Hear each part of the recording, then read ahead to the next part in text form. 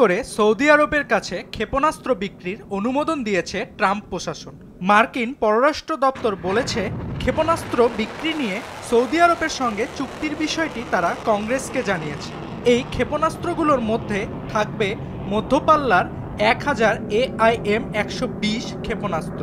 আকাশে থাকা লক্ষ্যবস্তু ধ্বংস করার জন্য কোনো আকাশযান থেকে বা এয়ার টু এয়ারে এই ক্ষেপণাস্ত্রগুলো ছোড়া যায়। রিয়াদের সঙ্গে প্রাক্তন যুক্তরাষ্ট্রের প্রেসিডেন্ট জো বাইডেনের প্রশাসন একটি প্রতিরক্ষা চুক্তি সইয়ের চেষ্টা করে ব্যর্থ হওয়ার পর ট্রাম্প প্রশাসন সৌদি আরবের জন্য এই প্যাকেজের প্রস্তাব কার্যকর করতে যাচ্ছে। বলা হয়, যুক্তরাষ্ট্রের অন্তরঙ্গ বন্ধু ইসরায়েলের সঙ্গে দেশটির সম্পর্ক স্বাভাবিক করার লক্ষ্যে সুদূরপ্রসারী এক সমঝোতার অংশ হিসাবে চুক্তি সইয়ের ওই চেষ্টা চালিয়েছিল বাইডেন প্রশাসন।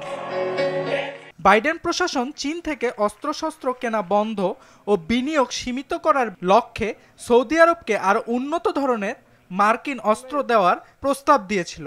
এখন ট্রাম্প প্রশাসনের প্রস্তাবে এসব শর্ত অন্তর্ভুক্ত আছে কিনা তা নিশ্চিত করেনি বার্তা সংস্থা রয়টার্স।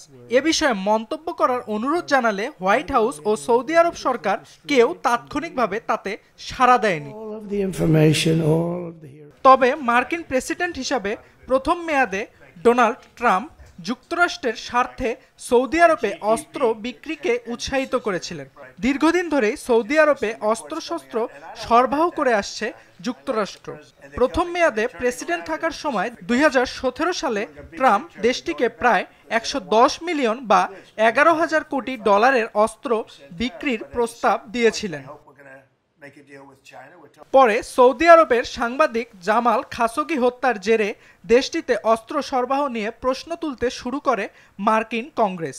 এর ধারাবাহিকতায় 2021 সালে বাইডেন প্রশাসনের অধীন কংগ্রেস দেশটিতে আক্রমণাত্মক অস্ত্র বিক্রিতে নিষেধাজ্ঞা আরোপ করে। যুক্তরাষ্ট্রের আইন অনুযায়ী আন্তর্জাতিক পর্যায়ে গুরুত্বপূর্ণ কোনো অস্ত্র চুক্তি চূড়ান্ত করার আগে অবশ্যই কংগ্রেস সদস্যদের মাধ্যমে তা পর্যালোচনা করতে হয়। অর্ণব প্রসাদ, RTV।